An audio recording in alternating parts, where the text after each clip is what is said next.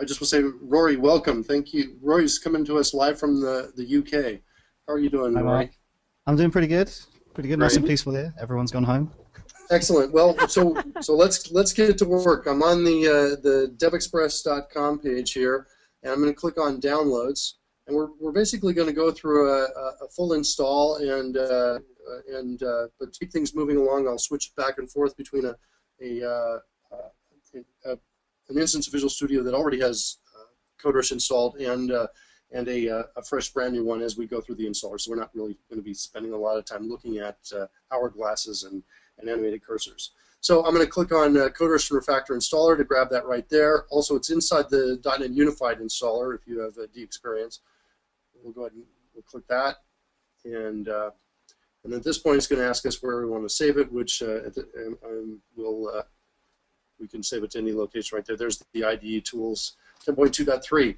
Now let me switch over to Virtual PC. And here it is right here. And I've actually got this, we'll maximize this so we can see this full screen. And I've actually copied that file right to the desktop, and we'll run it from here. I just resized the screen. Well, there we go. It's updating, and that should be starting. So, like I said, I promised I wasn't going to have a lot of hourglass. So when I see those hourglasses up there, we'll switch over to another instance of Visual Studio that I've got running that's not on the virtual PC. So we'll say yes. Go ahead. Let's install. And we can say registered. I'm going to go ahead and say evaluation for this one right here, so you don't have to watch me do all the typing in the email and stuff like that. So at this page right here, it says select desired platform and products. If you just click IDE tools, it will install everything in here. There are some free. Notice there are some free pieces as well that are in here. You've got CodeRush Express, DXCore, Refactor for ASP.NET, and Refactor for C++. So these pieces right here are free versions of CodeRush and Refactor. And if you were just to download the install and not be a customer of CodeRush, you could certainly get those, and those would run forever on your version of Visual Studio. There's no harm in clicking one and having the others already selected. There's intelligence with regard to the install here. So let's see here. Important, you're installing DevExpress products in evaluation mode. Use the back button as you enter the registration information. So I'm just going to go ahead and say evaluation mode. That gives us like 30-day trial on that. Click next. Just to clarify there, Mark, although it's a 30-day trial of CodeRush, those free products will not expire, will they?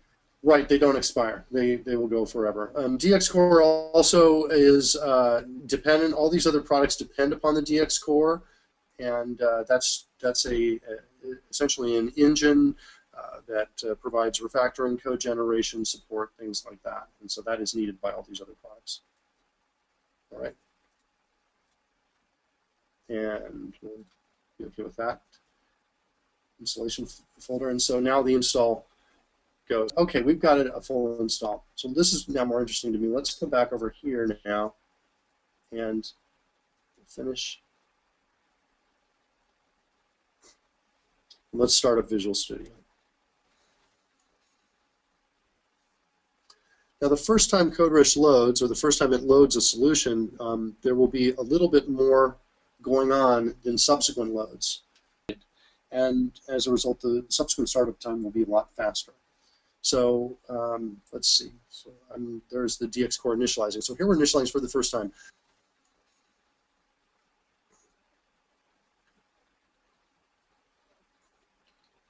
All right, so we've started up. It's loaded up the DLLs. When we get to now this point, it says, please choose your experience level. So you can say, I'm a new user, I'm an expert user, and you can also say, choose to load manually.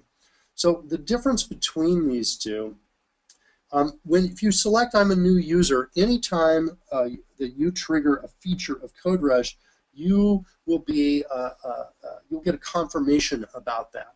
And once you say, yes, I like this feature, let's go ahead and do it, then it'll run with that feature from that point forward.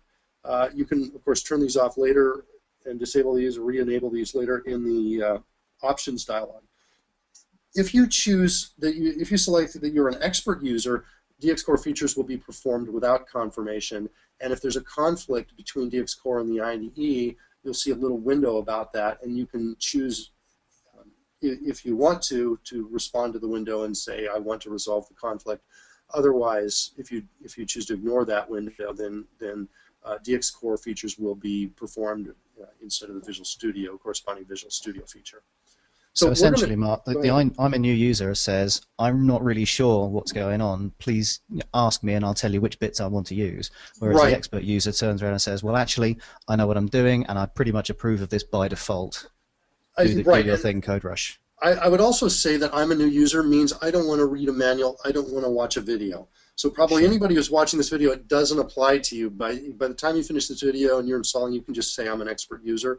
But I'm a new user really applies to people that don't want to learn about the product and just want to continue to work the way they normally work, and not get interrupted by anything unusual or unexpected, or at least unexpected because they haven't read the manual or seen a video or looked at the documentation or seen a demo.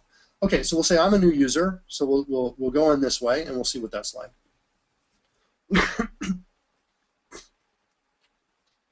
All right, let's create a new project.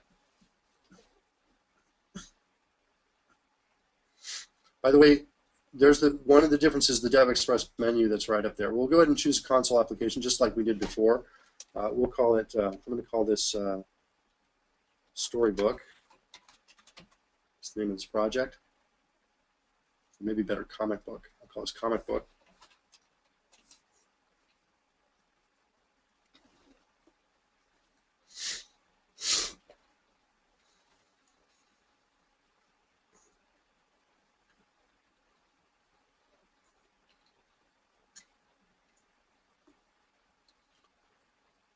We'll take a peek at that DevExpress menu so you can see what that looks like.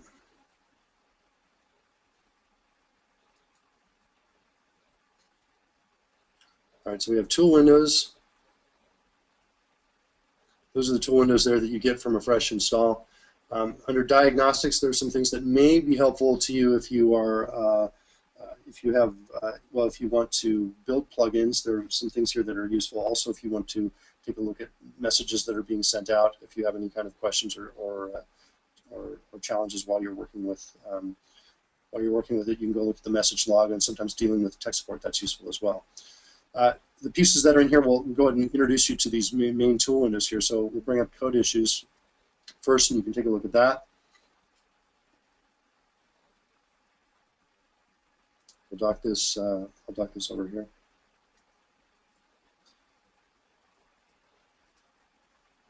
Just drop the font down a bit. So code issues show you issues in the code that may need your attention. So for example, here it says this member is not implemented, and then it also shows that it's not being used. So here we have an issue that's not being implemented. We'll go ahead and add some implementation to that. Let's go ahead and say new story like this. All right, so a couple things happened here. So I typed in, I actually was just writing code, and we got a couple messages that came up while I did it. Let's go backwards, and we'll do this in slow motion here. I hit the open paren, and we get a what happened, smart parentheses. Automatic parentheses add the closing parentheses when you type the opening character. So I typed the opening, and the closing one was added for me. If I click OK... So this is what we were talking about before, Mark. This is because you selected new user. It's explaining what it was doing and giving you the chance to accept it or decline that type of behavior. Right, and it is modeless. We can ignore it and continue to work if we want to. But if we click OK here, we won't see this window anymore when we type an open paren. If we click disable, the feature won't execute. We'll just type open paren, and we will not get a closing paren. That may be interesting or useful to people who have the Power Tools installed, and the recent Power Tools release from Microsoft actually adds this feature. So you don't want, obviously, both features running at the same time, so you can disable one of those. So I'll click OK because I'm OK with that feature. The next thing I did is, well, here, notice over here it says last text field active. So when you see an orange bar like this around the caret, or you see an orange box, that means you are in a text field. And text fields allow you to enter some code and then hit enter to get to the next field. And it's useful for turning coding into kind of a form-based style of text entry. So here, for example, I typed the open paren, and now when I'm done in here and I'm ready to go out, I can hit enter to get out, like that. So enter's just a little bit easier than hitting the end key or the right arrow key. It's easier because it's a bigger, fatter key and it's closer to the home key. So it just saves you a little bit of effort. So that text field, it's like a data entry point, and when you've finished entering them up, you hit enter and you jump to the next logical place, which in this case is the end of the line. Right. And so now I can hit the semicolon to type in the end of the line. Let me reveal a feature for new users here if you're a C# developer that I really like. And that feature is if I'm here inside the parens and I hit the semicolon, it will jump it to the end of the line and move the caret out there. And then, of course, we get the feature window again. Place a semicolon typed inside parens at the end of the line. So we'll click OK to this feature as well. Okay, so now we have new story. Now, we want to declare something for this. I'm going to do some consume-based declaration. Consume-based declaration. So, in fact, let's do this. Let's bring up the CodeRush window, the training window, and see if that actually gives us a hint about being able to declare this. Put this over here. We first bring it up, it says this. Let's go back in and we'll do that semicolon again and get out to the end of the line. And, okay, so it's, all right, so I was hoping to see, let's see if we move it here. There we go, okay. So here at the end of the line, we're not seeing what I was looking for. I'll show you what I was looking for. If we move here over the squiggly arrows, we see a piece in the training window that says code. And in there it says declare class, declare local implicit, and declare struct. And that corresponds to a feature that in CodeRush that we bind to both that implements both refactoring and also consume first declaration. And we bind all this to something we call the CodeRush key. And the default for the CodeRush key is control plus a backtick. Okay, that's the default. The backtick is where the tilde is on a lot of on US keyboards at least. That's the default. So if I were to go here and I were to press that CodeRush key, control plus the backtick, I would see a menu that corresponds to the items that you're seeing here in the training window. So when you see code like this, that means you're talking about the code menu and the options that are available there. So we can declare a class here. Right? So we'll go ahead and choose declare local. Now, actually, before I select this, I want to point something else out. What you're seeing here on declare local is something we call a preview hint. So here's a description. It says what's happening. We're generating a local variable for the element reference with an appropriate type. But here is a preview hint showing you what the code is going to look like. It's going to say story is equal to new story. Okay? Oops, hold on. I got a phone coming in here. You know what? I'm just going to let that ring for a bit, and then I didn't realize I had a phone in this room that had a ringer on it. Sorry about that, Roy. So we'll go ahead and declare local on that. I should take just an opportunity here, Mark, just to remind people that we can certainly take questions on the right-hand side there. You've got your there's a questions box for the GoToWebinar, and we'll certainly do our best to answer them as and when you put them through. But as yet, nothing there. All right, so I've declared the story, and now I have this orange box again. And this message says last text field active. And it says if I press enter, it'll accept this field and activate the target. This is that same little shortcut hint we saw before. Once you've read this and understand what's going on here, I can press enter or shift enter will accept the field without moving the caret, or press escape to cancel the active field. Once I understand what the behavior is, oops. All right, once I understand that, I can just close this button, hit this button to close it, and I'll actually suppress future shortcut hinting for this particular hint. So the next time the last text field is active, we will not see it. So you might get that small piece of graphic up again, but it'll refer to a different feature with different shortcuts in it. Right. So let's go ahead and I'm going to hit enter on this right now. Just hit enter because I'm okay with the variable name. And also one other thing to notice is this orange little thing that looks like a dotted caret a little bit. When I hit enter, I'll move out to that location. So that tells me where I'll move to. So I'm out at the end of the line. So we can move back over here to this squiggly underline. this squiggly underline here is being drawn for you by CodeRush, and it's showing you that this is an undeclared element. If I hover over it, I can select declare class. For example, I can select the fixes right from this location. So if we were to like undo that and get back to that where we were before and use the mouse to hover over it, we can then come in here and say declare local like that. Whoops, let's try it one more time. Declare local, and now we've got story, hit enter, and we come out to the end of the line. CodeRush is also color coding story and args, indicating that they are not used. For example, here we've got args is not being used, and here we have story is not being used. Okay, but I want to finish looking at some of the tool windows that you get here. So tool windows. So we looked at the code issues a little bit. The code issues show you what is the issues that are inside your code. You may have noticed that when I had this up, we have undeclared element now showing up here. We've got those inside of there. So you can see the issues that are inside of here. You can double-click on these to jump to those issues in the code, and you also get a preview of where they are inside. You get a preview of the code. So that's code issues. CodeRush is the training window. We showed that. Guide. So this is the CodeRush user guide. There's also, you get online help, which is integrated in. But what's interesting about this user guide is it is built entirely dynamically based on what you have installed. So for example, if I come in under actions and I scroll down here into O for options, I click on that, you can see that this is an action that displays the options dialog. And it's registered in CodeRush. Action accepts 2 parameters, and we can specify those, what those parameters are. So that gives you an example of what is going on there. Another thing that's kind of cool about this is if we go, for example, into create an auto completion, we click on parentheses and brackets. You can see automatic parentheses and brackets add closing parentheses. Configure these to your liking. Click here. And we can click on this, and it'll actually bring up the options page.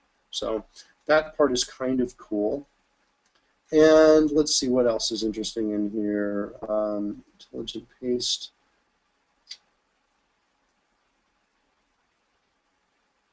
If we click on this to execute intelligent paste,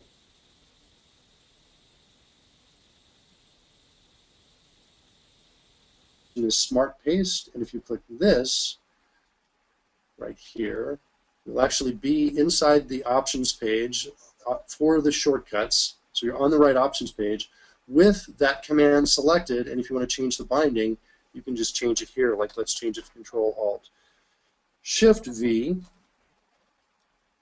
we'll click OK. That. Make that change.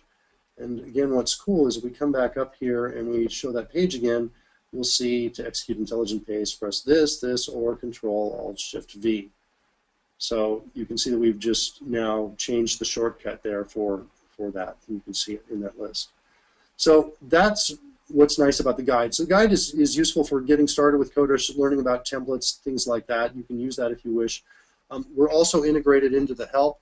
I'm a little bit nervous about bringing that up right now. We can maybe do that near the end. I just don't want to take a lot of time with waiting for something to come up if it's going to take a while to bring that up. By the way, speaking of code issues, so these are the code issues, right? Also, you see here, this is the document bar, and this shows you issues as well inside of the current document. So I can hover the mouse over these issues, and I can see the issue. I can select it if I want, select the fix, and click on it if my hand is on the mouse. So that is one way to navigate through the issues. Here, several issues are overlapping each other, so we see all 3 of them here. We have undeclared elements, so we can choose declare class right from this location. So let's go ahead and do that. Choose declare class. And there you can see it's declared that new story for us. Whenever we use a feature that takes us away from where we start, CodeRush drops a marker. And there's the marker right there, that blue triangle. So when I want to get back to it, I just press escape to collect that marker and jump back. And so I now jumped back to it. We have the message, what happened? And you can see the marker collect command was executed, but this Visual Studio command was suppressed, edit.selectionCancel. Well, we suppressed that because there wasn't a selection and because we had markers. And so um, you can choose what you want to do. If you want to always do this, then say always do this. If you want to change the binding, just click the binding that you see here in the list. Okay, and you can do that. Or if you want to change the Visual Studio binding, you can click this one instead and change that if you want to change that. But for edit, selection, cancel, it's pretty easy to hit a left or right arrow, which does essentially the same thing. So we're going to go ahead and say always do this for marker collect. Okay. All right. Continuing on our exploration of the tool windows. So we've seen code issues, CodeRush, and the guide. Metrics. This is going to be not very interesting at this point because we don't have a lot of code. We'll go ahead and keep docking everything over here. So metrics will show you the metrics for the different members that are in your project. So here we have very low metrics with regard to using cyclomatic complexity. We can come in and change this to something called maintenance complexity and get bigger numbers for it. And as we add more members, you'll see more things filling out here. So metrics is just a way to explore the metrics of your project. Open files. This shows you a list of open files so that you can quickly get to a file that's open. If you have a lot of files open and want to find it quickly. You have a filter up here, by the way, so you can filter out the files that you're interested in. Again, we only have one file, so we don't have a lot that's interesting at this point. The plugin manager. So this one is kind of more of an advanced feature, but this allows you to manage your plugins. Let's see if we can get confused. This, you know, I'm looking at this and I'm realizing, Rory, that I think this is that I've actually never looked at this before. I must say. So this is a very useful tool. I use this all the time. This must be for community plugins. Is that right, Rory? Is that why I'm not using this? Okay. That's so right. The piece that I'm familiar with is what happens when you click here to get you to this page. This is what I was expecting to see, but it must be only for community plugins. Is that's what's happening, Rory? Effectively, I don't know if that's absolutely the case. It's certainly the case that anything you have told explicitly not to load, as would be the case with a new community plugin that you were maybe debugging, and therefore you tell these plugins not to load, and then when you could come into this menu, or this window I should say, and you could deliberately load them at the time of your choosing. So it's a kind of a plugin creation debug cycle mechanism. Very useful when you're making this sort of thing yourself. I see. Okay, that's kind of cool. All right, so let's actually maybe disable a plugin. Should we do that or not? Let's. You may have to reload because it also, I believe, excludes those that have already been loaded. Suppress loading. Suppress on-demand loading of this plugin during this instance if it is not yet loaded. So we could do something along those lines. So yeah. So the idea is we come in here and we do either suppress load or we come in here and we say on let's see not demand on startup idle. What is default? Oh, that's what it is. I see. Oh, interesting. So these choices right here, yeah. So we'd have to choose suppress load is what we would have to do. Then restart Visual Studio, and then presumably it would show up here. So that's what we believe is going on. So Rory uses this all the time. This is interesting. And I guess mildly embarrassing that there's a part of my product I've never seen before. Well, it's a big product. There's a lot of features. Yeah, that's I think what I should say. Yes, it's not the it's a good thing, not a bad thing. Yeah, this happens to me, Rory, actually every once in a while, where I'm seeing features that are surprises, and I'm impressed. I know exactly how you feel. Those devs are very good. Yeah, one of the features that blew my mind just in the last, what I learned about it in the last like 3 weeks was that our test runner was using was using multiple threads to run test cases located in multiple assemblies, and as a result, our test runner is like the fastest test runner out there. This was by some measure as well. Yeah, by up to 2 times, depending on what the projects the kinds of test projects you have. This was not a spec this was not anything we spec'd out for 10.2. It was essentially the initiative of developers that were very smart and anyway, when I saw it, I was like, well, whose idea was this? When did this? It's brilliant, and I love it. And so, yeah, sometimes these kinds of things happen. So let's go and we'll continue the exploration here. The references window. Now, this is a very useful window for a couple reasons. I actually like to dock this down in a horizontal landscape configuration. Let's bring this right down here. And on a larger monitor, this makes sense. But the idea behind references is if we put the caret on a piece that we want to find all the references to, and we come down here and we click refresh, what it will do is it will show us all the references to that particular piece right there. So there's an example of that, finding all the references to the story class, for example. One of my favorite uses of it, though, is to change on command to toggle that instead to being live sync. Let's do that. Okay. So now it's on live sync, and now what happens is as I move through the file, I'll see all the references there, with some exceptions. If there are primitives, we're anticipating a lot of references, and that the answer to that question is not interesting to you. So we say click here or press Shift F12 to see references to this piece. However, if we go now down into story, now we move on to that, you'll immediately see this updated as we move. So this updates kind of like the CodeRush training window does it, based on your context as you move around. Exactly, yeah, and it's nice. It's also the fastest find all references. It's faster than Visual Studio's, so you definitely want to use this instead of what's built into Visual Studio. Yeah, I use it myself. There's an open source project, Sharp Develop, which we did a quick test. We went searching for strings because we figured there might be a few. Right. And in what I think 700,000 lines of code, it found 16,000 odd instances in a little over 5 seconds. Right. So they give you a good idea that it can really find stuff pretty fast. It's very, very fast. So it's faster than all the competing tools that are out there, faster than Visual Studio. The final reference here is the fastest. So so if that's important to you, if that's something that you do, then you can use the references window. I'm going to close this down. However, I'm going to show you an alternate navigation feature that I really like, and that's called Tab to Next Reference. So if the caret is inside anything that can be referenced, that has multiple references, you can hit the Tab key, and then what will happen is, here you go, we're seeing what's happening here. It's coming up. What happened? The dxcore command executed, reference next, highlights the next reference. And I'm going to say always do this. The Visual Studio command was suppressed, edit.insert tab. Well, if we really wanted to put a tab inside a word, we could, and we did that a lot, we would say execute this instead, and we would click here to change the binding. However, let me show you, let's go ahead and say always do this. We'll go ahead and continue to say tab, and we'll move through here. So there you can see we're moving through all the references. I find in most of my programming, Rory, that when I want to find references, other references, that tab to next reference works for me more often than find all references does. It gives me the results I want more frequently.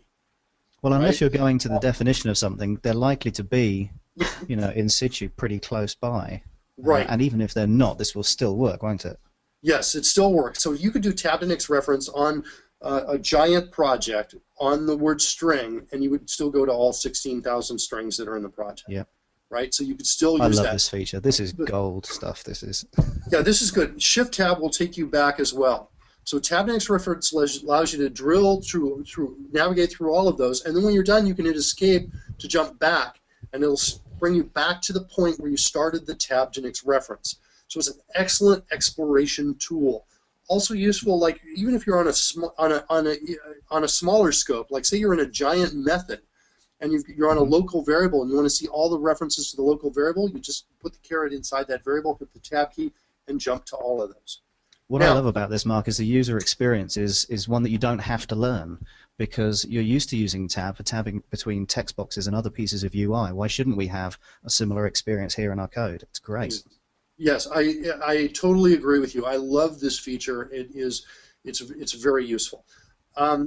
Let's see. What was there was something else I was going to go at, and I was so in agreement with your point, Rory, that that I lost where derailed you completely. Yeah, I think I've been slightly derailed. Well, there's lots to explore, so I'm sure. Presumably, there are other ways of navigating around code. Well, I wasn't going to go there, but we can do that. Actually, let me explain some other things that I'm just noticing that are on screen that you might see here. So a few other things that are happening. One is these icons that you're seeing in front of the class and in front of the members. So we see this icon right here, right? The icon tells you a little bit about what the member is, and you can we can see here, you can click the icon, and then you can do things like change visibility. For example, I can change up here. I can change public story to a protected internal story, for example, or I can do actions like select that member, for example. So if you're a user who's got if you've got your hands on the mouse, these icons you may find them useful. You can cut and copy members as well. You can also move to a region. Now let's say we don't have on a first install, configure just shows up here, but let's go ahead and click configure. And let's add some regions that are our favorite regions. So we can say, we can maybe add a region called private methods, for example. And maybe just a region called methods, and another one called properties, and another one called fields, for example, like that.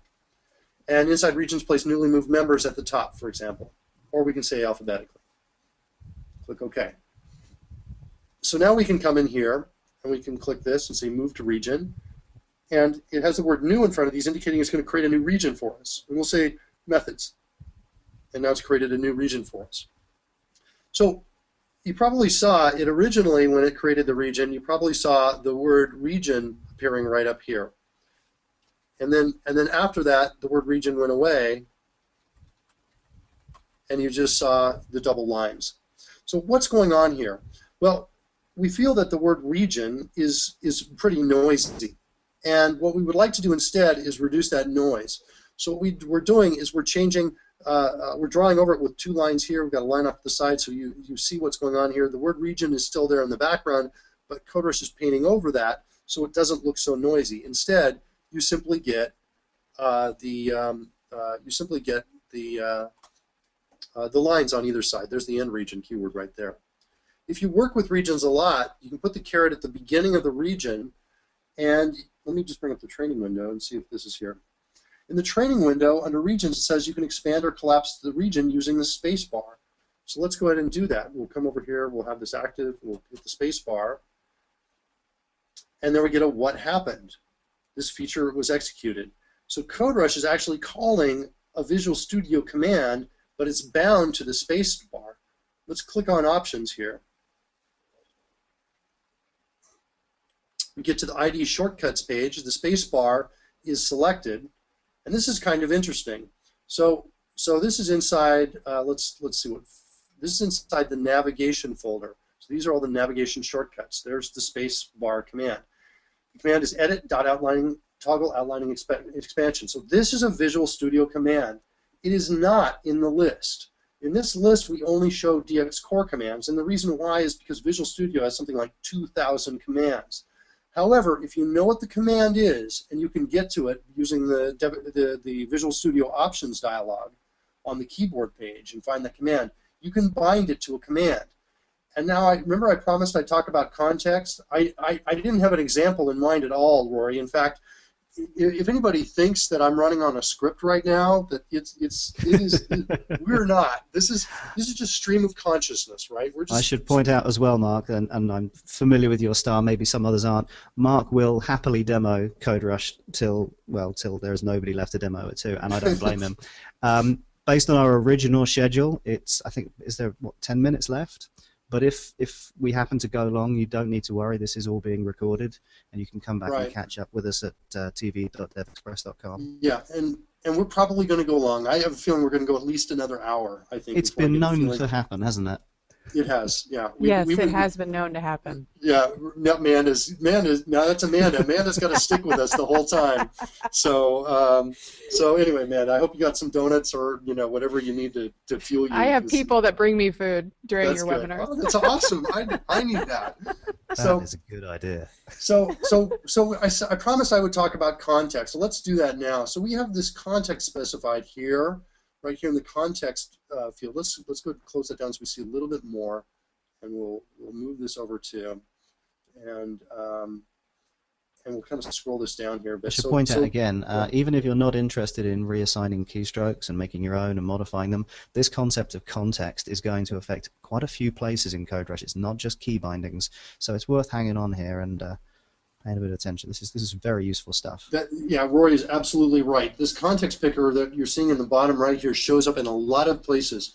And if you start getting to a point where you are configuring or adding your own templates, adding your own features, selection embeddings, things like that, you can set up context that specifies when these pieces are available and when they're not. I said selection embeddings, but I'm just realizing in my head that may be the one feature that doesn't use context yet, but almost all the others do. Selection embeddings already have a kind of a built-in context. We need to have a selection out there. At any rate, so let's read this context. It says use at region end or at region start and code editor. So it seems a little mysterious at first, but remember what it does. It toggles the outlining expansion for a region. So we've got line at region start and region end. They both have green check boxes next to them. If I hover the mouse over them, we see a hint pop up that says at region end, satisfied when the editor caret is immediately to the left of the end region keyword. Okay. At region start is satisfied when the editor caret is immediately to the left of the region keyword. So it's either the end region or the region. So if we're in that situation, and also code editor, what's that? Oh, it's down in focus, documents, source, code editor. That means when the code editor has focus, is what that means. And that's got a green check in it too. By the way, there's a red X down here in the legend. So green check means selected, red X means excluded, which means I could say, click it twice and get a red X, and that means when the form designer cannot have focus, for example. And I say, but not form designer. But however, that is not so meaningful here because we're already taking care of that because we're saying the code editor has to have focus, and we can't have both having focus. These are mutually exclusive contexts. So contexts allow you to specify the exact condition that is needed to be satisfied for a feature to become active.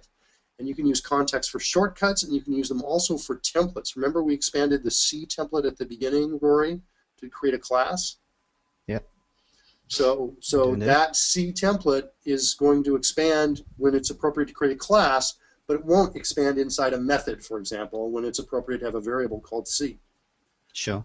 Okay, so that's the spacebar. So let's actually let's do that so we can see. We did it once to collapse it. We can do it a second time to expand it. We'll click on OK, and now we won't see that hint anymore. And now we have a nice, easy way to expand and contract methods.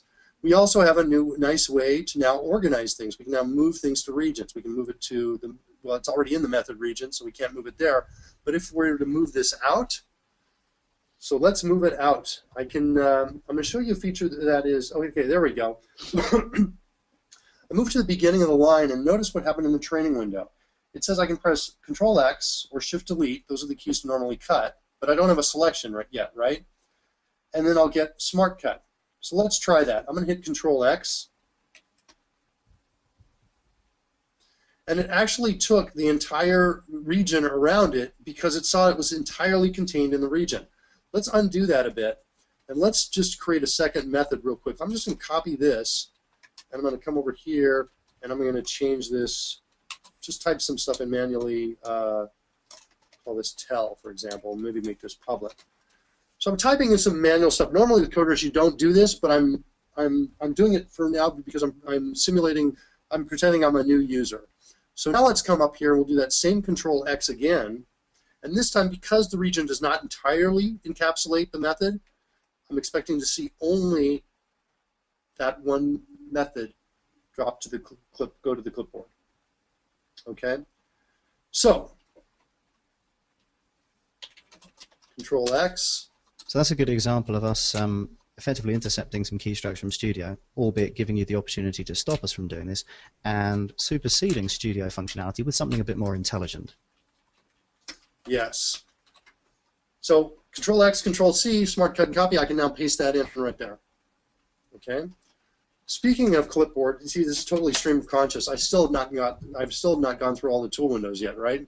We still have at least one more to go through. So speaking of clipboard operations, there are some cool clipboard features that you may be interested in. One of them is Control-Shift-Insert to bring up your clipboard history. So these are all the things I've cut onto the cut or copied to the clipboard. So there's the pieces I've got right there. And so there's the clipboard history. Rory and I are going to do an in-depth clipboard operation webinar coming up sometime in the future where we'll show more features about what you can use with the clipboard in CodeRush. You can also go into the user guide that we saw to find some of those features if you can't wait for that webinar. So control, I brought that up with control plus shift plus insert to be the clipboard history.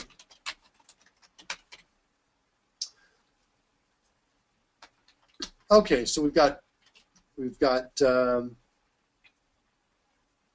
let's go ahead and finish. We'll finish on the we'll wrap up the tool windows and get to that. The last one on there is the unit test runner, and this is what it looks like. Now, I don't have any test cases inside of here yet, and I think it might be easier for me to actually switch out to Visual Studio, because I actually have outside of on my dev machine. So because I actually have here the a test demo that's up here with a number of different projects, and the names of the projects are the same as the testing framework that they're based on. So I have MBUnit here, a couple versions of that. I have MS Test, and I have NUnit and XUnit as well. And so let's go into, for example, NUnit here. In fact, let's go bring up the test runner. Oops. So it's not just multiple testing frameworks, but multiple versions of them as well. Right, exactly. Yeah, we have and so in 10.2, which is the release that just came out that we're recording after. We're recording this webinar up, after. We added native support for the test frameworks. And so what's cool about that, what that means is that if there are enhancements to the test frameworks that are made after our release, you'll still be able to exploit those enhancements. For example, new attributes added, as an example, because of the native support. Thanks. So to run a test with the test runner, I can just come in here and I can right-click and I can say Run Selected Tests, and we should see some status down here. We've got a build started, build succeeded. I should point out for those of you who are keyboard fans, we have bindings for all of this as well. It's just easier for it to be shown by the mouse on a webinar kind of situation. That's right. We do have shortcut bindings for this, and I'll show those on the inside the other one. So here we go. The test has started, and now we have some results coming in, and this is what it looks like. So if we select the project itself, we see a summary of all of the failures and also anything that's been ignored. We have a nice call stack here. It's syntax highlighted call stack, and it looks a little bit different from call stacks you might be familiar with, in the sense that it is we're actually grouping by class. So here, NUnit framework.assert, you see two methods in here, that and are equal, that are being called, and outside of that we have NUnit 2.5 value test. This is my source code, can add properly. So we can click on this if we want to jump to this. By the way, if you don't want to see this, if you want to see a more traditional, you can choose right-click and choose line view. So this is a more traditional view of the call stack if you prefer that instead. So that's what it looks like. These are failed tests right here. Notice we have a number of entries for can add properly. And if we come out here and we say go to test, we can take a look at that test and see what's going on there. Let's just show this here. And there's can add properly, and we see, oh, we're sending, it's a row test, so we've got values where we're sending in different values. And so what's happening is NUnit is running all the different combinations of these tests, and you're seeing the results here. So can add properly, 1 plus 4 is 5, but 1 plus 4 is not 4. That's what's happening here, is we're asserting our equal on all those values. Okay. You can also, what's cool is you can actually run the test right from the code. So if you've got your hands on the mouse, you can click this icon, say run the test. You see the results of the test right there as well, right in the source code. That's nice. You can also run from here and run from here. And like Rory said, we'll switch back over into our virtual PC. And inside of DevExpress options,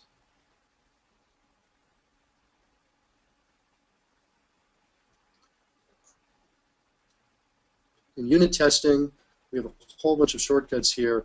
Control-T, unit test, debug at cursor, run file, run the project, run all tests of the cursor, run the test of the cursor, run all tests in the solution, and then you can also show the test runner. So if you are into using keyboard commands to run your tests, you have all of those there. And as we said before, you can rebind those just by changing those values. We should point out as well quickly, Mark, that there was a second set of shortcut bindings there, an alternative way of approaching the same thing. They're disabled by default, but they're very easy to switch on if you should choose to use those or happen to prefer those yourself. And again, all right? of these are very easy to make your own, as we showed before. So what you can do is select here Visual Studio Style and choose Enabled, and then that will enable that entire group of tests right there. Okay. Notice the context is none. That means they work everywhere. So wherever you are, they will work. Speaking of which, there's also a set of refactoring alternate bindings as well. These are a couple of these are enabled. One of them is F2 for refactor rename, so we can rename things by pressing F2, and another one is num0. And so num0, if you've got a larger keyboard with a numeric keypad on the side, and that num0 key is absolutely my favorite for invoking refactorings and consume first declaration features, because I'm doing those all the time, and it's a nice big fat key and it's easy to hit, and it's close to the arrow keys as well, so when that comes up I can use the menu. I am a big fan of num0. So if you've got that kind of a keyboard and you do not use the numeric keys for writing code, you might want to choose that. You might want to keep this binding as well. So I like that a lot. So I'd like to go into some, and actually, Rory, you know, if there are things that I'm missing, I want you to, you know, let me know things that you want me to cover. Like I was just gonna do consume first declaration, and as I did this, it flashed that I should also show quick nav. But maybe let's do consume first declaration first, so we get some code built up, and then we'll after we build up code, we'll show quick nav and show how that works. I believe we've got a webinar coming up at some stage where we're going to go deep on navigation anyway. So what we'll probably do is arrange a very large project that we can do some navigation around in advance. Okay, so you know, Roy, I was thinking about it a little bit. I heard part of what you said. You said you said a big project. Or did you say talk about doing that in this session? You want to do that? No. Well, I was looking at. We got quite the list of CodeRush sessions where we're going to hit coming up. Okay. Sort of specific areas. So coming up when we do the going deep on navigation, we'll arrange to have a large project in place already to sort of demonstrate the capabilities of CodeRush a bit better. All right. Okay, cool. So I've just typed in new hero Clark. I'm going to hit the semicolon to get the end of the line. I'm going to press the CodeRush refactor key. I'm pressing num0 now. I'm going to choose declare local right there. I'm going to change the name of this to like super guy, because I want to avoid any copyright violations. I'm going to hit enter, get at the end of the line. I'm going to hit the CodeRush refactor key again. I'm going to put the CodeRush refactor key on hero actually. Hit the CodeRush refactor key. I'm going to choose declare class. I actually have two options here. One is declare class, and the other is declare class with properties. And the difference is declare class with properties initializes parameters passed into the constructor. So if I were to do that, declare class, well, let's show the difference. Declare class does this. There's hero, and I can specify the name of parameter in there, like that, whatever it's going to be. We'll call this our secret identity. And I hit enter, and I'm inside the constructor ready to write code. I can press escape to get back if I want. Let's delete this.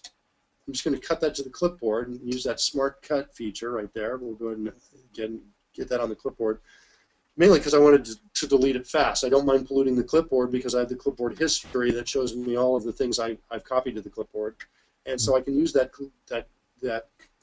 smart cut or copy to remove things quickly from the code. So let's show the other option. We'll hit the key and we'll choose declare class with properties.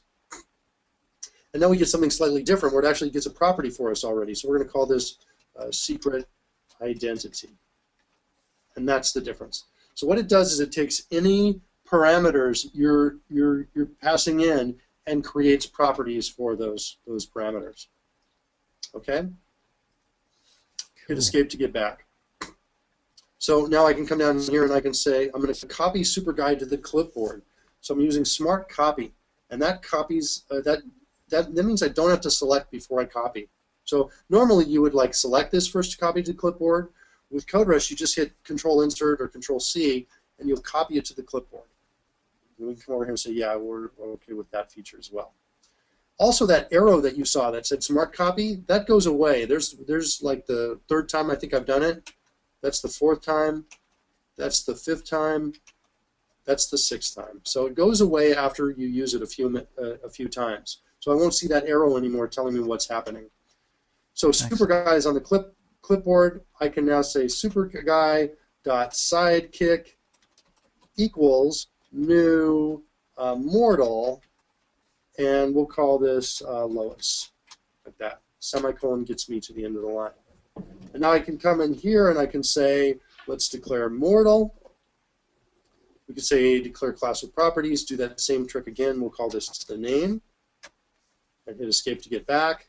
Come down here, hit the same key again, that num0 key, and we're going to say declare property.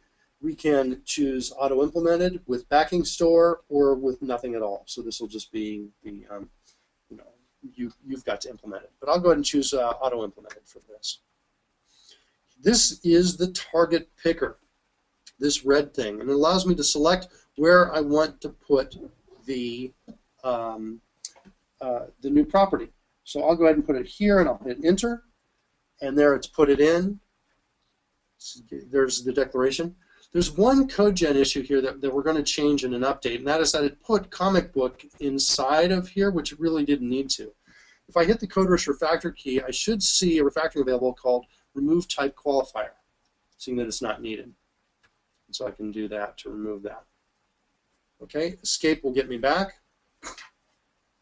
And so I'm writing code like this, Roy, where I am I'm coming in here and I am making calls. Let's see. Let's make a story.tell, and we're going to pass in our super guy, and let's also pass in something else. We want to pass in Lois, but Lois has not really been declared set up to a local variable yet. So what I'm going to do is I'm going to drop a marker here.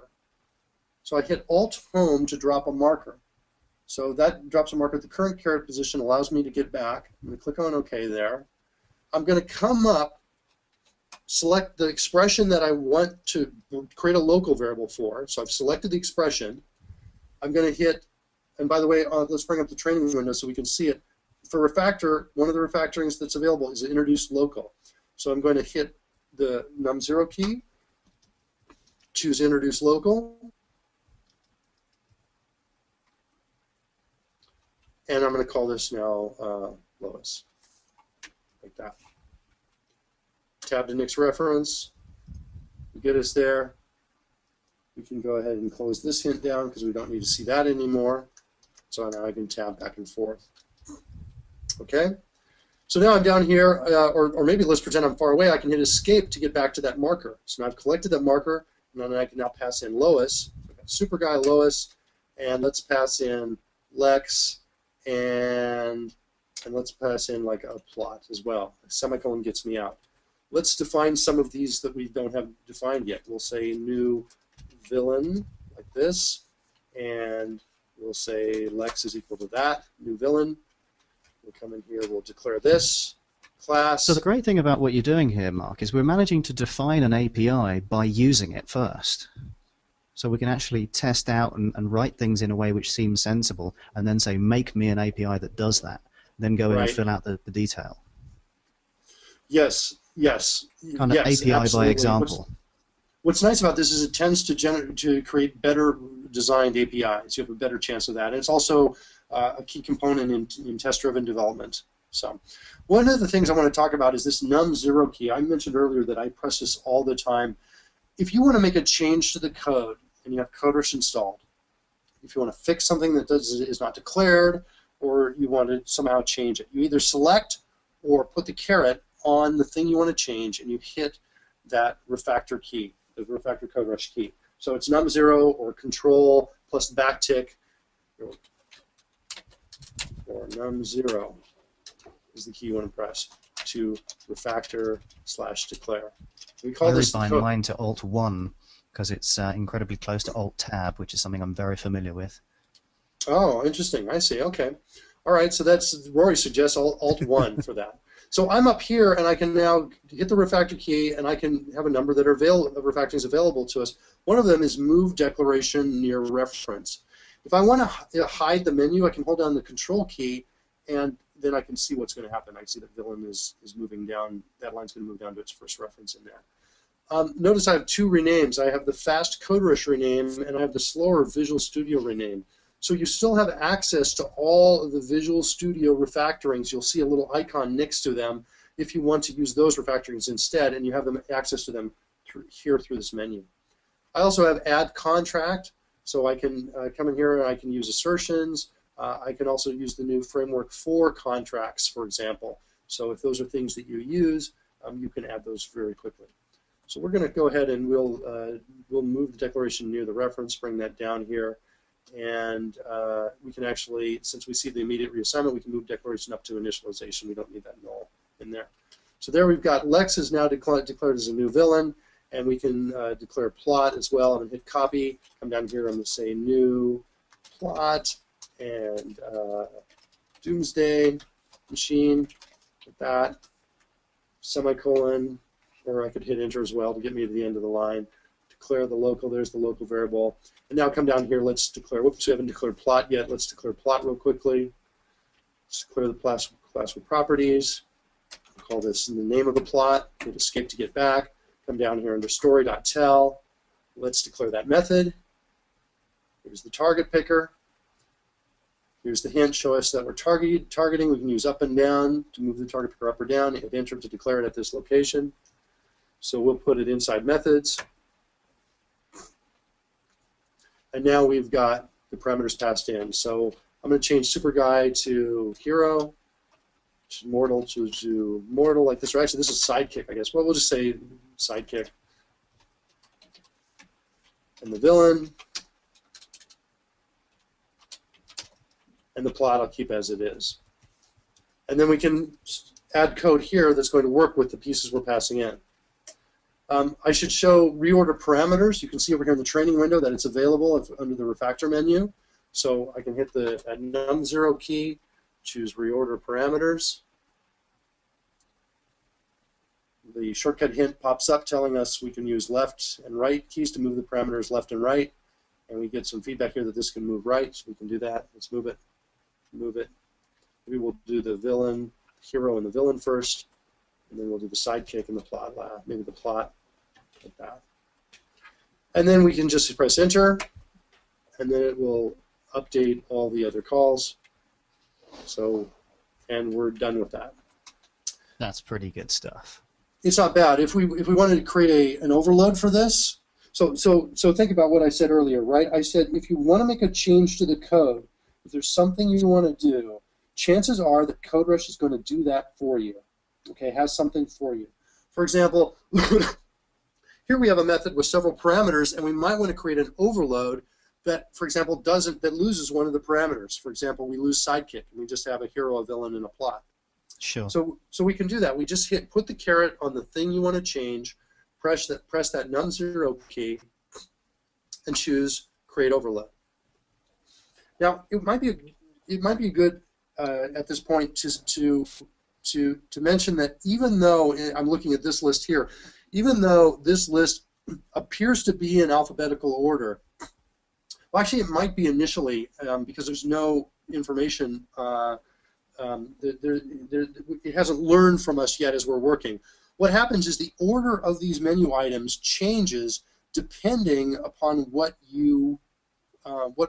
features you use in the different contexts of which these features are available. Okay, so what that means. So if I use a feature here now, like if we use save for it's name, more likely to suggest it later. Yeah, so we use save for name now in this situation, and then we undo it, and I'll explain save for name since I used it.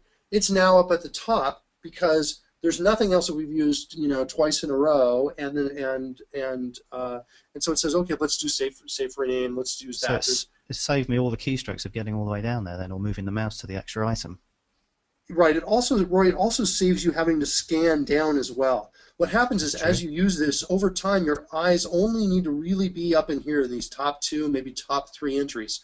Rarely do you actually need to leave these and go down and choose something different. Okay, cool. so usually you're here, or in the code ones you're down in the code piece as well. So let's talk about save for name. What's going on with save for name? Over here it says it safely renames non-private methods and properties. The old member is marked as obsolete. So let's try it and see what we get. So what happens is we get the old method right here, tell, calls the new method. Okay, and now we can change the signature on the new method without breaking any code that relies on the old signature. That's what's cool about it. Any code that relies on the signature, if it compiles, we'll get an obsolete warning that says use this other method instead, and it will not show up in IntelliSense. So we make these two changes. So that's great. We haven't actually broken any code, but we've added some hints to tell people, well, actually, you don't want to use this in future. You want to use this new version, which is better and supersedes the old one. Right. And we've hidden it from IntelliSense and things like that might otherwise suggest the old version. Right. Remember, I'm sorry, go ahead, Roy. Well, just, it was that quick to do. There's nothing really to it. Right, and that's a lot of what CodeRush is about. If you want to make a change to something, if you want to do something with a method, I encourage you to check to see if CodeRush has it handled for you already. We ship 200 refactorings and probably about 50 code providers, which are showing up in the blue menu. So you've got about 250 different common tasks that we cover in C#, Visual Basic, ASP.NET, XAML. So if there's something you want to do, put the caret on it, hit the CodeRush Refactor key, see if you've got a solution, and chances are you will. And if you don't, I want to hear from you. And tell us what we're missing. CodeRush is only going to show you the ones that are pertinent to the existing situations. You're not going to get blasted with all 200 items at once. Right. You're just going to get that small subset that deals with where you are now, where you've got your caret. So Rory, remember a few moments ago when I did the reorder parameters? Yep. So that would be a perfect time to use save for name first, right? I use save for name first, then I reorder the parameters, and then I can keep it, I can still call it tell, for example, or whatever that, for the example like that. Mm-hmm. And then what that gives me is it gives me now my new better, my new signature with the reordered parameters, but I don't break any code, and it's a nice way to move forward. This save for name feature is useful if you have people that are consuming the code you write, whether they're on the team and you're putting your code in a DLL, or you've got an API and you're shipping it out and allowing customers to make changes. That's great. It's the proper definition of a refactoring, to improve your code without breaking or altering the functionality that exists at the current time. Exactly. And actually, I should mention that when you see things in the red menu, those are going to be refactorings that are not going to break the code. And if you see things in the blue menu, those are things that may declare things or change code or fix broken code. So if it's blue down here in the code menu, you may have a different. It's not guaranteed to not break code. So cool. So that's how we organize these. So you can essentially think of the red menu as the safe one almost. That you shouldn't have to worry about anything here. Right. But if the blue stuff comes up, well, okay, a little bit of watch stop it. And think. Yeah, look at the preview hints. Look at what's happening there. So let's talk about a few more things that are on screen here. I'm going to add a little bit of code inside here, inside this new tell. Let's add like a TF, a try finally block. So I just used the TF template for try finally. I got an arrow. I got this piece coming up saying what happened. So we can say, yeah, okay, I'm okay with TF for try finally. By the way, that was that we should see that right up here in the list. So that's showing up in the training window when I'm inside the method. TF shows me I can create a try finally block. These red highlighted characters indicate the parts of the mnemonic that can help me remember. For example, for each is FE, what that piece is. In general, the templates. I've never seen that before. I've never seen that before. I'm colorblind, Mark. The red and the black is the same to me. Oh, man. So Rory is colorblind. So it's interesting. While I was saying this, Rory, I was actually in my head thinking, well, I know red can be kind of black, but it's also a different shade. So I'm pretty sure colorblind people can still see this. But unfortunately, I apparently am wrong on that. So that's all right. I don't notice these things until they come up. Most of the time, I don't remember I am either. Okay. So don't worry about it. So at any rate, okay, we'll pretend we didn't say that for Rory. But actually 9.6% of the population is colorblind. So and most of those are men. So yeah, it is something that we consider when we're designing. But for Rory loses out a bit on that, unfortunately. I apologize for that, Rory. I wonder if we can tweak that a bit to give you a better color there. All right. A couple other things that are going on in here is let's just explore what other templates we have here. So I can create an if statement just by typing an if in the space bar. So if I type in if space like this, it will add the parens for me inside of C#. That arrow that you see that said template if I continue to use this, that will start going away. Let's go ahead and click on here so we stop seeing this message. And continue. There you go. So you only see it a couple times, and then the arrow goes away. So, so if puts me right inside there, I can now add some code. Notice over here for expressions, I can type in T for true, and just hit the space bar, and that will give me true. Like that. If true, come down here. If I want a block, I can use B for block. You can see it right down here, B for block. And so that's going to give me the braces inside of C#. All right. And if true, then we can do something. And down here we can maybe say if, and then F space for false. There's my template expansion right there. And then we come down here and do another B space for a brace, like that. So one of the things I wanted to point out is notice these lines that are connecting the braces. This is called structural highlighting. This is a feature that's actually been in CodeRush for about, I want to say 12 years. And the reason it's actually been in CodeRush for 12 years is because CodeRush has actually been around before Visual Studio. It was available for another IDE before that. And I think the other reason why I'm saying that, Rory, is one of our competitors just released this feature just now, this 12-year-old feature, and they're touting it as amazing. And so I just want to point out that the feature has been around. It is amazing, and it was amazing 12 years ago when we did it. Yeah. Okay. And so so let's see. So so here's what I've got. So the structural highlighting, what we've got here, is is we have just these lines that are just linking the pieces up, just kind of show you where things are. And if you choose to have vertical, well, let's look at the options for this. Actually, we'll go into DevExpress options so it'll show you where you can control this. Mark, I'm afraid Yes? I'm going to have a little bit of bad news. I'm afraid I have to go. I have to rush off. I got a We've text overrun, about as you know. that. So I'm going to lose you, and will you come back maybe, or is this it if for I reception? can, depends how much longer you guys run, but I will come back to you as I can. That is my The clue doors that are I'm okay. All right, so you know what I'm going to do too, Rory? I'm going to try and wrap up in the next like 10-15 minutes is what I'll do. I will just point out before I leave that Pete Mayer's got a question. He'd like to know, is it possible to sync CodeRush options between two machines? And yes, I'll answer that question. All right. I'll answer the question. Thanks, Matt. Thanks, Rory. I appreciate Thanks, Rory. All right, appreciate the time on that. Yeah, by the way, we're going to we're likely going to do these at a different time at around 12 o'clock instead of 12 o'clock Pacific instead of 10 a.m. Pacific, so 12 noon in the future. So that will be a change, and we'll probably do that change around the 21st of December. That's when we're expecting that change to occur. Okay, so let's see. I want to bring up the structural highlighting. So we're going to go into Editor and then Painting and scroll down to Structural Highlighting. And this is where you can make changes here, and you can show connections with horizontal and vertical lines. One of the things I find useful is to actually use diagonal lines. And what will happen is you'll get something like this. Let's click OK. So now we get a diagonal line, and that's useful for my style of working because the way I work is I like to have these lined up at the same indent position. And if they're diagonal and it's big and one's off, then I can actually see it.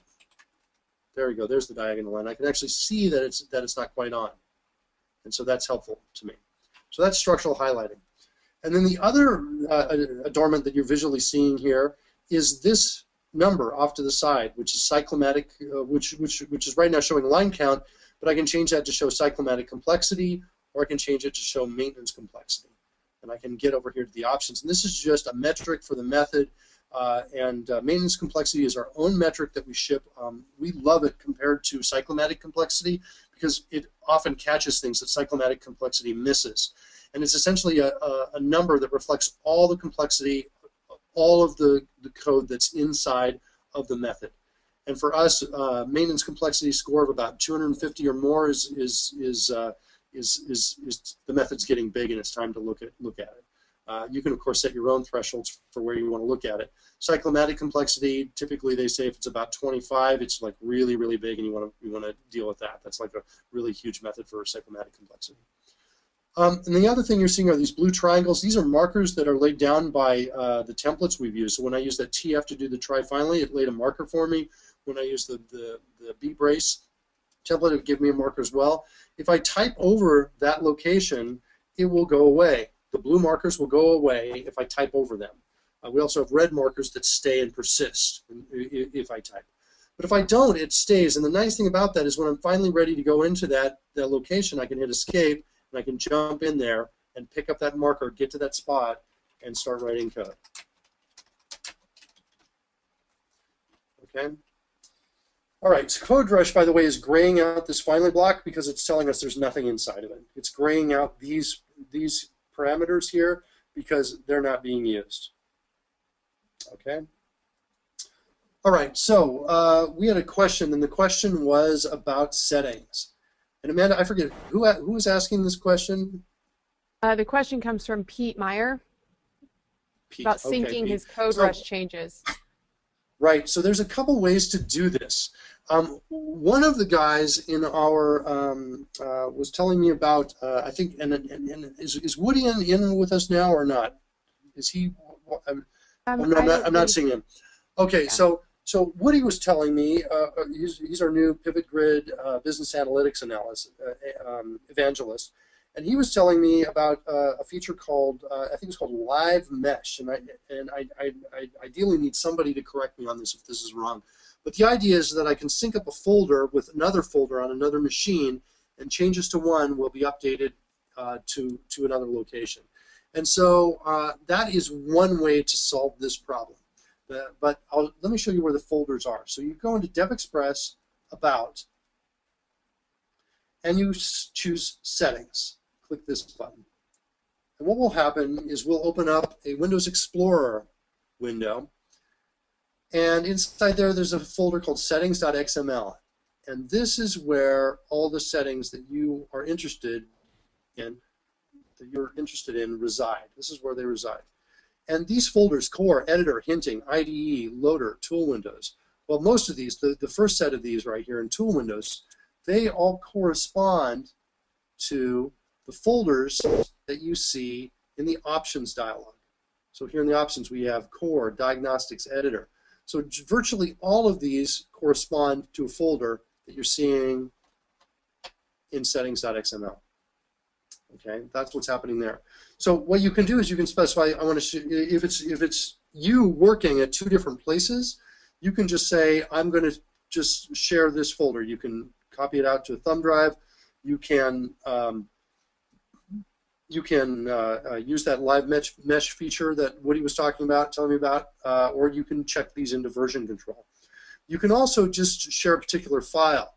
For example, you can go into Editor, and then Templates, and you can say, well, I want to share my C# templates. So you can grab these two files and check those into version control, or copy those, or give them to somebody else.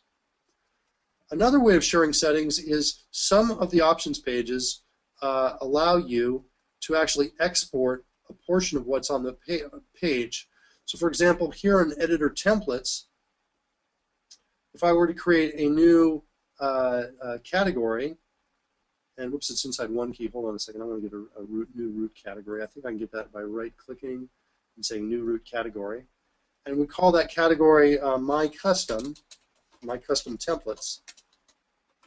And then we come in here to create a new template for that, and we'll create a new template called AB, something like that. And this expansion will be ABBA is my favorite band. In the comments. As you can see, I'm strapped for creativity. And we can now right-click this, and we can choose Export Folder, and now just this template folder will go out to a particular location, particular file, which we can share with people. So it's possible to share just a portion of some of the settings. So we'll go ahead and cancel on that. All right. So let's look at QuickNav, and we'll wrap up, because I promised that I would wrap up kind of quick, kind of try to get that soon, and I hope that this has given folks an overview of CodeRush features, kind of give you an introduction, and I definitely want to handle any questions that are out there as well.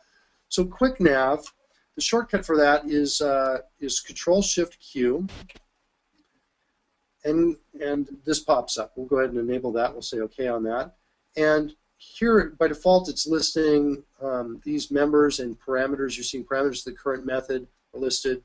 If we click this button here, it will show additional filtering options that will pop up. Let's move this off to the side a bit here so we can see those. So you can control what you want to look for. So you can say, let's look for methods, properties, events, and by default it says, let's find everything in all files that are open.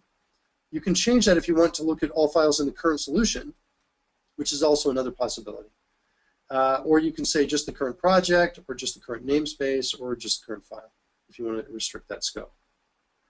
You can also do a preview on the target location. If you've got the mouse, you can click on this, or you can also hold the control key down to preview that. So if I, for example, I see the tel, right, there's the new tel. If I want to get a preview of that, whoops, I'm already there. Let's find something else.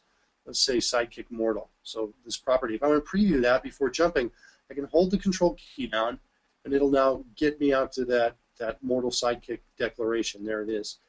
And I can then release the control key, and I'm still there. I can move to another location, like say I want to find program. I hold the control key down. It now jumps me out so I can see there's program. So the preview is nice. It's also really useful if you have like overloads and you want to see which one of those overloads. You can quickly select an overload, get a preview of that code, get to the next thing that you're looking for until you finally say, oh yeah, that's the piece that I want to get to right there. There's the tel I want to go to. Okay? So that is QuickNav. To actually navigate to that location, you hit Enter, and you're there. And then if you want to get back to where you started, you can hit Escape. It takes you back to where you started the QuickNav from. Okay. So Amanda, wait, one last thing that just came to mind. I'm probably going to do this as I try to jump off to question if there are any questions. But one last thing I just noticed that is important to talk about, and that CodeRush gives you a toolbar, and these bars allow you to turn things on and off. So, for example, if you see a green dot, that means the feature is on, and if you don't, the feature is off. So, for example, spell checker, we can turn the spell checker on.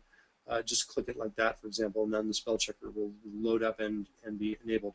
Code issues, those are the issues that you're seeing here. We can turn those off if you want to, like that. So now code issues are off. We lost the bar off to the side.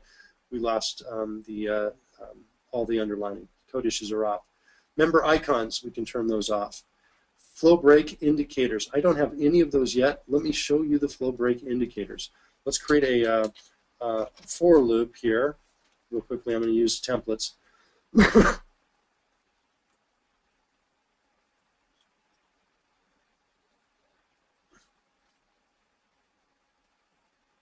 let's click OK on that.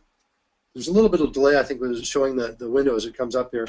Click, we'll give it an upper bound, and down in here we'll say if I equals is less than 5, then we want to say break, and I think there's a template, BR for break. You can see it right over here in the training window. So BR spacebar will give you break. Click OK on that, and then we're going to come down here. We want to say else, and there's a template L for else, and we can say, again, clicking on OK here, and we say if I is greater than 5, greater than or equal to 5. Whoops. Then we want to say continue. So CO will give us continue. You can see that up in the training window as well. All right. So we've got some of these, and now with the training, what this does is allows us to hover over it, and we can see where flow is going to go to when that line of code is executed. So those are the flow break indicators. We can turn those off if we want to. These are the metrics off to the side, so there's the metrics right there. Turn those off or turn those on if you want. Structural highlighting, turn that off or on from here. Region painting, there it is right there, so we got rid of the region painting. What else is interesting? The line highlighter, so you can see the active line that you're on if you're interested in that. The comment painter, so if you have comments, let's see where we've got some comments there. You get this little icon here instead of the double slash piece. So if that's interesting, you can use that. Also, XML.comment painting. Let's create a new XML.comment here. Add XML.comments. And tells the story in a new way. From here, I can hit the Tab key. Let's always do this. Expression focus next. That gets us down into here. For hero, story, tab, the bad guy, tab, the nefarious plot. It looks like the caps lock is on, tab, and then the sidekick, the buddy. All right, and then now when we move out of this, if we turn on XML.comment painting, you see it looks like this instead. And you can click in here and you can edit it, and then you come out and it is, and then you can see what it looks like. Okay, so it's just a different way of painting XML.comments. So that's all. Those are all the painting features. The last thing that is kind of a cool feature is step into member, and this is useful if you have a long line of code. For example, we have a call to Nutel, for example. Here, let's see, wait, not here. I want to go actually out to the call to this. So I'm using tab to next reference.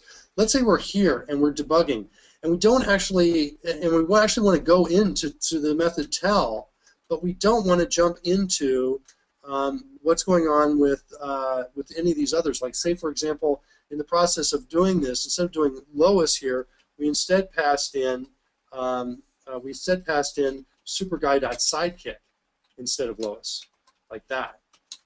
Okay. So we'll keep that line of code right like that. Okay. So if we did this instead, let's see what this warning. Oh, so we're getting a warning from Visual Studio. That's because of that piece. So we're here and we want to step into this, right?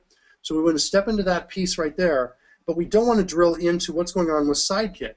Now, right now we've got a getter and setter, but let's pretend instead that we created backing store for that, right? And so now we have getter and setter. We don't want to step inside this get call, right? So what we do is we put the caret on tell, and we're going to click this button right here to step into member, and it's going to jump us right into here, in skipping any kind of evaluation that happens to be in the parameters, that's going on in the parameters. Okay? All right, so that was the last thing I wanted to show on that, Amanda. Amanda, okay. Do we have any other questions, or are we pretty good? I think we're good. Okay. So in that case, so for folks who are with us, Roy and I are going to do these every Tuesday. The time, and actually, in some days we'll have other guests that won't be Rory, but I think we have the next one. I think is going to be with Gary Short. We're going to talk about XAF programming. Is the next one coming up? But yes, but we're going to be changing the time so to 12 o'clock Pacific time. That's the one thing that's going to happen soon. But we have about 22 of these queued up. So once a week, CodeRush training. The goal is to teach you something new. If you stick with this, you tend, you don't have to attend all these. You attend some of these, you're guaranteed to become faster and faster with the product. And that's it. I'll pass it back over to you, Amanda. Thank you for bearing with us for this hour and 41 minutes. Of course. Thanks, Mark. And yeah, just like Mark said, we do have another CodeRush and XAF video next Tuesday. It's Mark Miller and Gary Short, but it still will be at 10 a.m. We'll let you know when that time change is happening to noon. We do have 2 more webinars this week. On Thursday, December 9th, this Thursday, we have ASP.NET Grid View Tips and Tricks with ASP.NET Evangelist Mehul Harry. And wrapping up our week is Framework Fridays with our XAF evangelist, Gary Short. It's going to be What's New in version 2010, Volume 2 in XAF. We have a whole new lineup of webinars rounding out 2010 and into 2011, so check them out at devexpress.com/webinars and register online today. And again, if you missed anything from this webinar or you want to review any previous webinars, visit us on the DevExpress channel at tv.devexpress.com. Thanks so much for joining us, and thanks for choosing DevExpress.